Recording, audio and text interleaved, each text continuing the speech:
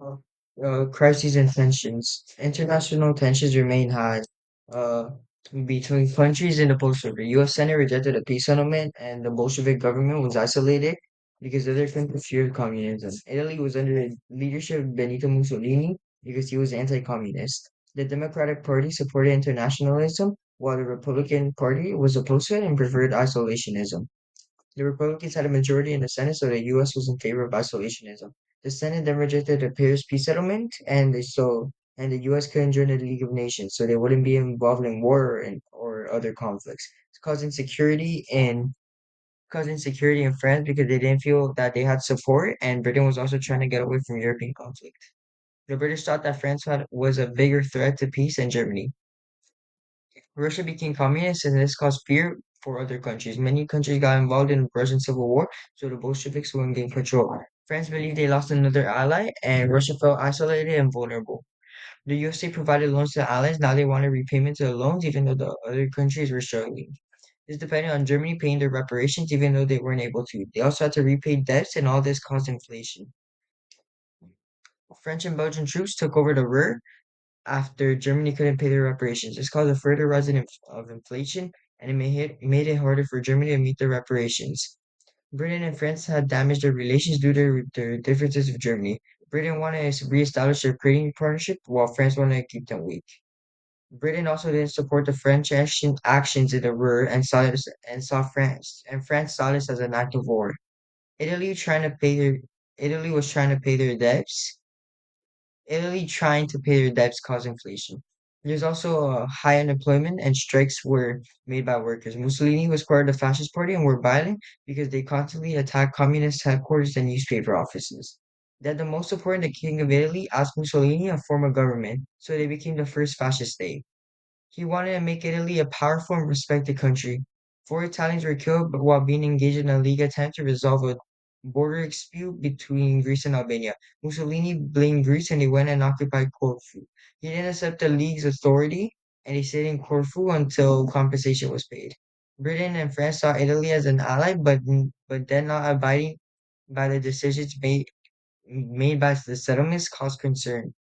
Turkey defied the peace settlement as they took some of their land back, and they became the first country to successfully challenge the settlement. Tensions also increased between the USA and Japan because Japan was threatening the open door policy in China and their expansion to Asia was concerning. Aims and impacts of international treaties and conferences. Several attempts were made to improve international relations after the war. The Washington Naval Conference created treaties to guarantee peace in East Asia. The Five Power Treaty was signed by the USA, Britain, France, Japan, and Italy, which agreed that France would withdraw from some of its Chinese territory and they would limit their navy to three-fifths the size of the British and US navies. The Western powers also agreed to not develop naval war bases near Japan. They also agreed to limit their warship tonnage. The four-power treaty was signed by USA, Britain, France, and Japan, where they agreed to respect each other's rights in the Pacific and Far East, and to deal with any disagreements through negotiations. This also caused the end of the alliance between Britain and Japan.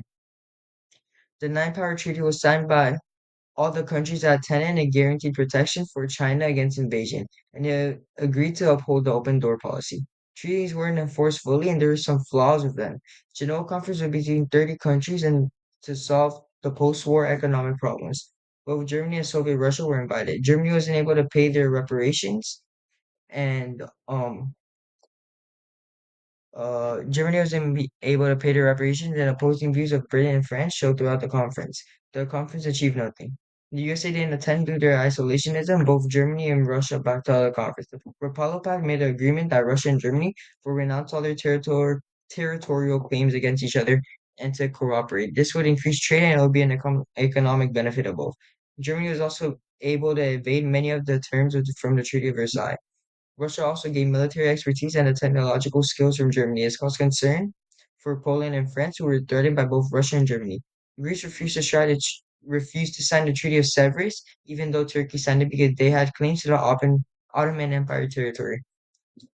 The issue became worse when the Turkish national movement gained control over Turkey, who also rejected the Treaty of Sevres. The Treaty of Lausanne was signed, which recognized the independence of the Republic of Turkey, and the border disputes were resolved.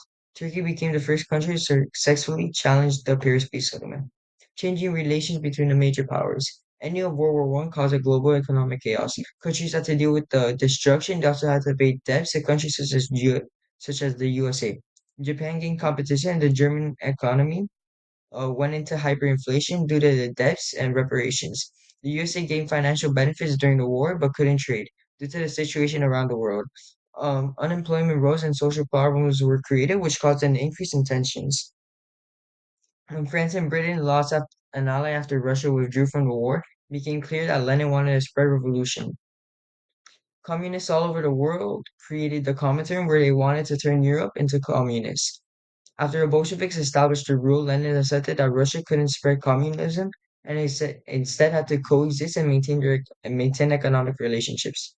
Britain wanted to sign a trade treaty with Russia that would recognize the Bolsheviks as the government. France was resentful because the Bolsheviks robbed France from an ally and increased the threat of revolution. Um, the Bolsheviks also didn't want to repay Russian debts to France. The USA now ratifying the Paris Peace Settlement questioned the legitimacy of the treaties, and it damaged the credibility of the League. The Treaty of Versailles said that the USA and Britain would help France if Germany invaded, but because the USA didn't ratify the treaty, Britain also canceled and France felt betrayed.